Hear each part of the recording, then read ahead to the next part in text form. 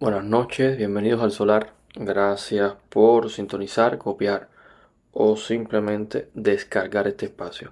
Hoy estaré conversando con ustedes sobre un tema que quizás ahora mismo, justo hoy en este momento que lo voy a grabar, no es nada importante, pero a mí se me había quedado pendiente. Incluso esta es la tercera vez que grabo este programa.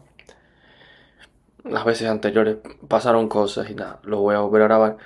Y el tema es la nueva regulación de comercio exterior asociada a las pymes en Cuba, específicamente la resolución 166 del 2024. Esta resolución, yo creo que para entenderla, lo primero que hay que hacer es mirar cómo ha funcionado el comercio exterior hasta ahora a manos privadas. Y es que de su aprobación, por allá por el año 2021, 2022, el sector privado cubano, más allá de la normativa, en la práctica ha buscado los proveedores en el exterior, ha concertado las ofertas, ha hecho las negociaciones, ha hecho los pagos y en la práctica el sector estatal, la empresa estatal mediadora de este proceso, que es como funciona, simplemente ha quedado como un mero trámite, es decir, el actor privado hasta ahora, desde el punto de vista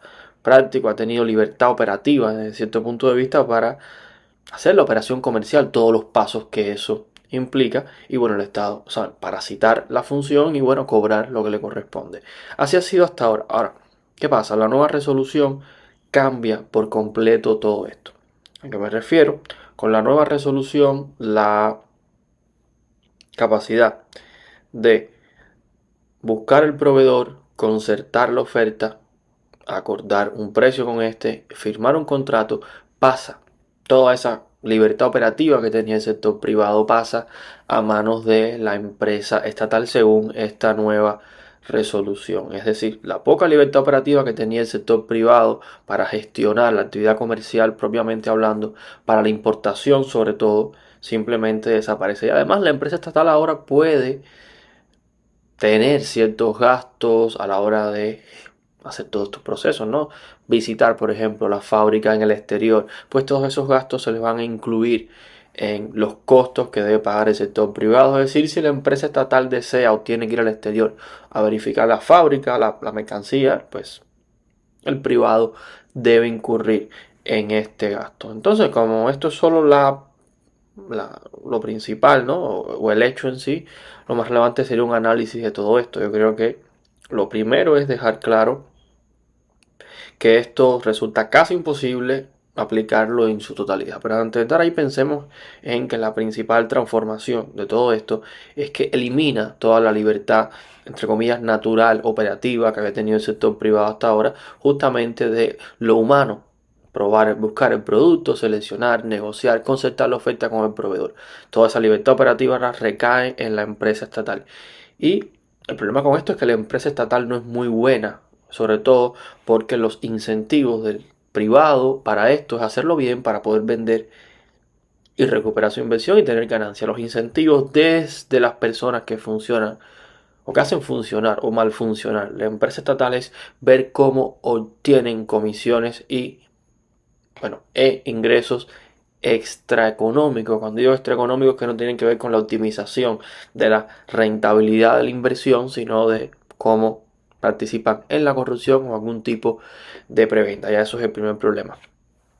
Lo segundo tiene que ver justamente con la discrecionalidad de todo esto y que a partir de ahora este sistema donde es el Estado, la empresa estatal la que va a decidir en la práctica qué se va a importar y qué no, simplemente sitúa al sector privado como un financista a la política de importación del Estado. ¿Por qué? Porque si la empresa estatal, retomamos, decide quién es el proveedor, concerta la oferta, firma un acuerdo, determina cantidades, pues simplemente es la empresa estatal la que va a decidir qué es lo que se va a importar. ¿Y qué hace el privado? Pues simplemente pone el dinero para realizar esta importación. Entonces, un sector privado va a quedar como un inversor de la política de importación estatal. Ahora, volviendo a la discrecionalidad que no acabamos de concluirla, pues esta discrecionalidad, por supuesto, quiere decir que la medida no se va a aplicar a todo el mundo por igual, pero ya puede crear un espacio de privilegio, en tanto el Estado puede simplemente a determinados privados no permitirle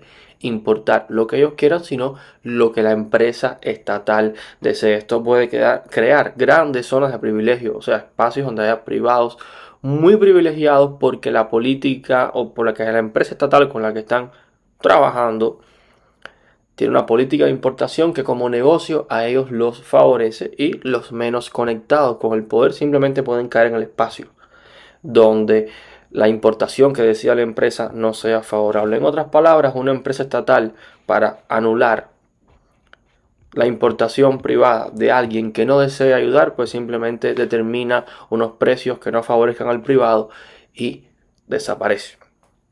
Esto habría que preguntarse si es bueno o malo para el sector privado. Bueno, el sector privado es casi cualquier cosa, como en casi cualquier país. Hay buenos, malos, grandes y chiquitos. Esto quiere decir que la política no es propiamente para destruir al sector privado. Es decir, el Estado cubano, el gobierno, los militares no tienen ningún tipo de problema con que exista algo que en un papel diga que es privado, siempre y cuando esa persona sea funcional y lo demuestre ambas cosas a la élite en el poder. Esto quiere decir que en realidad esto va a perjudicar a un grupo de empresarios privados que no cuenten con el favor de los directivos de las empresas estatales o alguna conexión con el poder, pero va a beneficiar a otros. Por tanto, no va a destruir, simplemente va a volver a filtrar y va a volver a decir que aquellos que no les interesa el Estado simplemente no van a florecer como empresarios, en este caso como inversores. Ahora, esto desincentiva, pues, en primer lugar, todo espacio de privilegio es deseado por empresarios. En la práctica nadie quiere un mercado donde hay una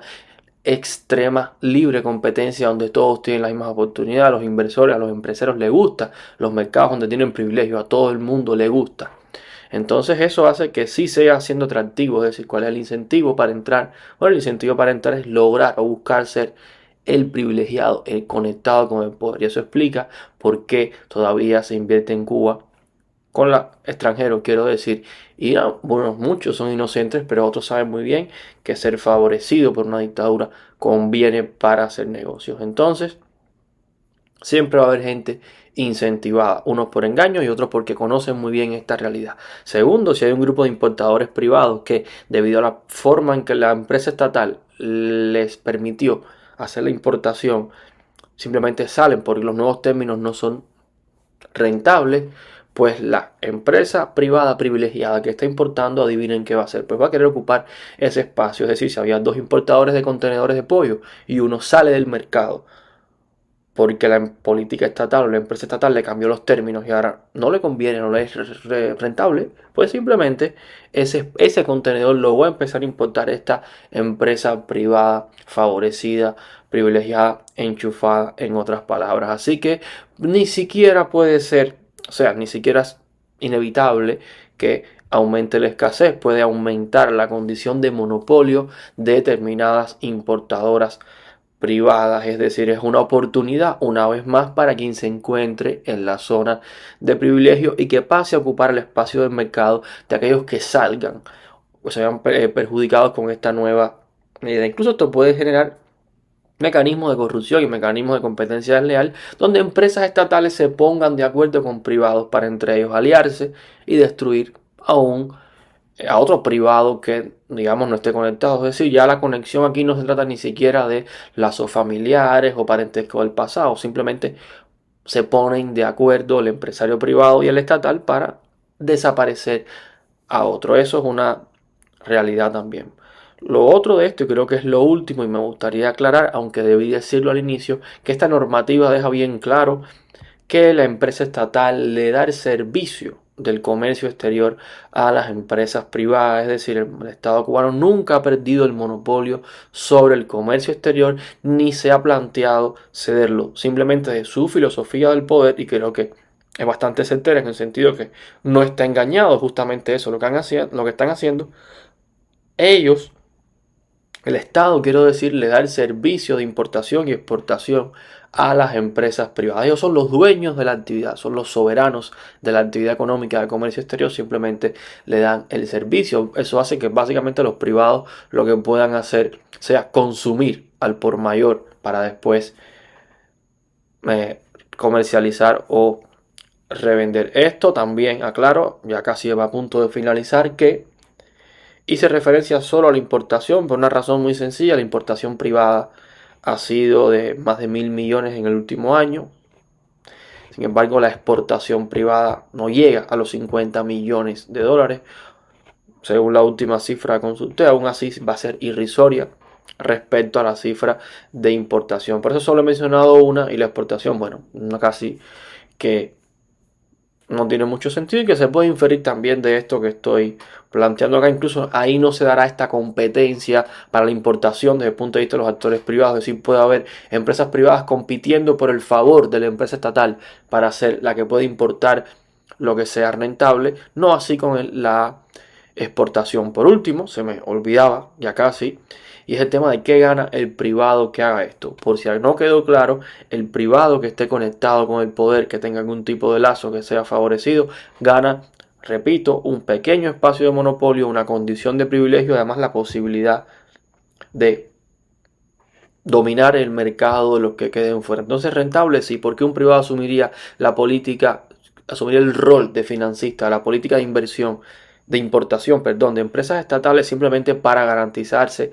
niveles de rentabilidad en un mercado con poca competencia, y uno decide financiar eso porque después, es la explicación, después uno puede vender y tener ganancias. Entonces, ¿cuál es el incentivo? Simplemente tener ganancias. Esto no se trata, la economía, sobre todo los negocios, no se trata muchas veces de una idealidad que aparece en los libros. En pocas palabras, si alguien ve que puede gastarse 50.000 dólares en una importación que decidió el Estado, pero después esos 50.000 dólares los puede convertir en 60.000, 70.000, 80.000 con un ciclo de rotación extremadamente breve de apenas 1 o 2 meses, pues simplemente ese es el incentivo y esa es la realidad. Lamentablemente seguimos o se sigue generando en Cuba espacios de privilegio, pero recuerden que no por eso deja de ser rentable o deja de ser atractivo para quienes aspiren o para quienes se encuentren dentro de esa zona. Y repito la idea porque creo que es lo más importante a entender de todo esto, que no se trata de una cruzada del Estado contra las empresas privadas. No es que lo esté defendiendo, es que hay que saber leer qué es lo que está ocurriendo realmente. El Estado cubano, las empresas estatales, los militares que dirigen Cuba quieren personas con cierta fidelidad, quieren que los espacios económicos lo ocupen personas leales, personas fieles, personas serviles, personas funcionales a los intereses del poder. Y eso hay que tenerlo en cuenta para comprender qué es lo que está ocurriendo y que esto va reconfigurando las élites económicas y políticas de Cuba, pero no las está destruyendo. Yo me atrevo a decir que las está consolidando. Incluso es una idea que yo vengo diciendo desde aproximadamente el año 2018. Entonces, dicho esto, es un episodio que ya he grabado 3 veces, que cada vez lo hago más corto. El primero fue de 30 minutos, ni idea de por cuánto hoy. Es más, voy a mirar rápido. Pues 13 minutos, qué bien, un logro. Entonces yo agradezco que hayan llegado al final. Espero que les haya gustado, que haya servido para reflexionar, y acostúmbrense que van a venir muchos videos a partir de ahora. Como pueden ver, ya hay condiciones. Gracias, un fuerte abrazo.